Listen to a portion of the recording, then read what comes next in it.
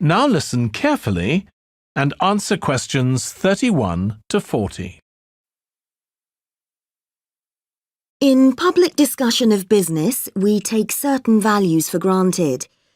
Today, I'm going to talk about 4 of them: collaboration, hard work, creativity, and excellence.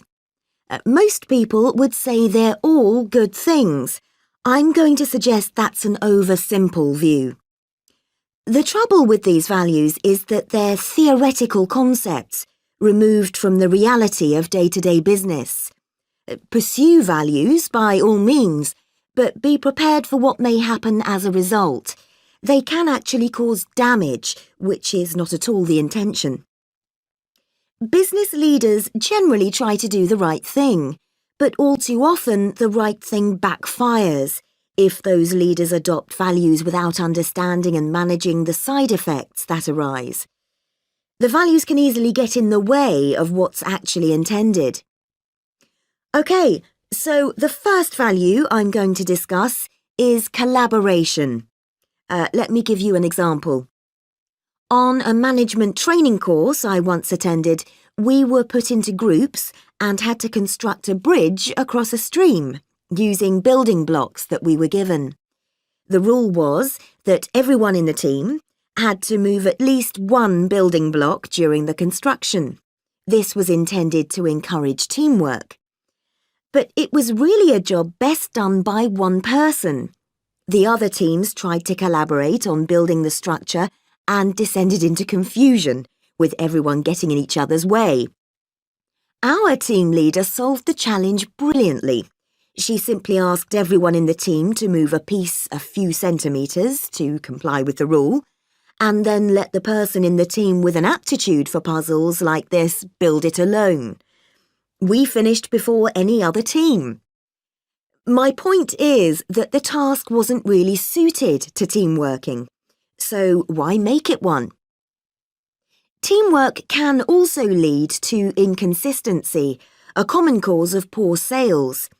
In the case of a smartphone that a certain company launched, one director wanted to target the business market, and another demanded it was aimed at consumers. The company wanted both directors to be involved, so gave the product a consumer-friendly name, but marketed it to companies. The result was that it met the needs of neither group. It would have been better to let one director or the other have his way, not both.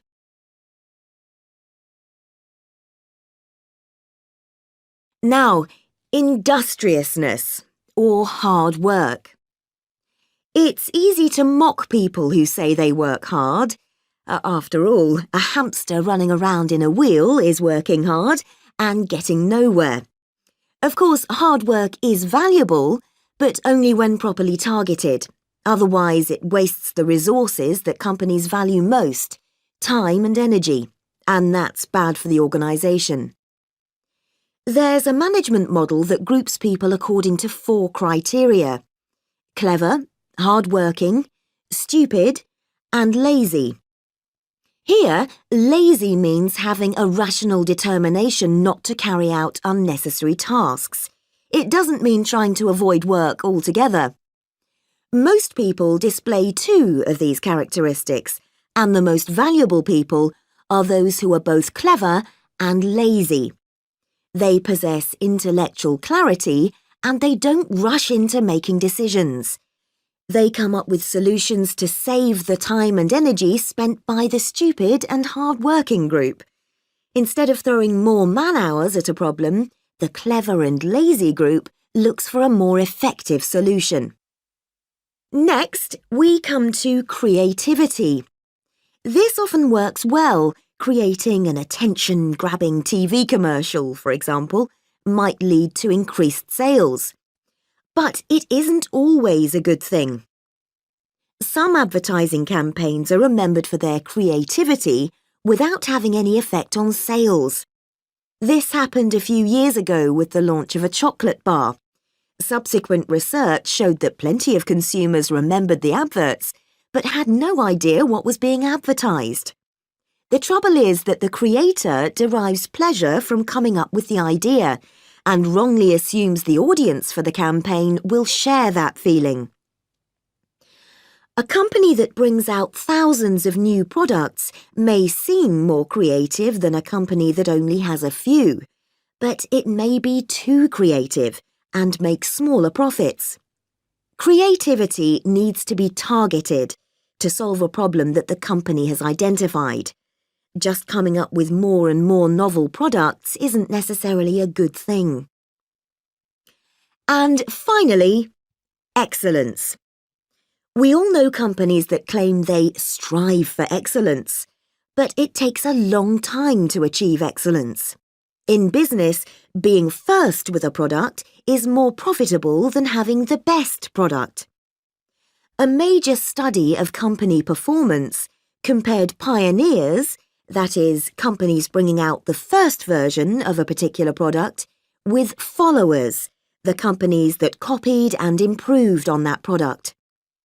The study found that the pioneers commanded an average market share of 29%, while the followers achieved less than half that, only 13%, even though their product might have been better.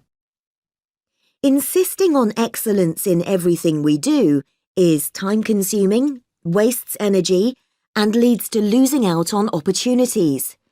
Sometimes second-rate work is more worthwhile than excellence. Make sure it's excellent sounds like a good approach to business, but the just get started approach is likely to be more successful.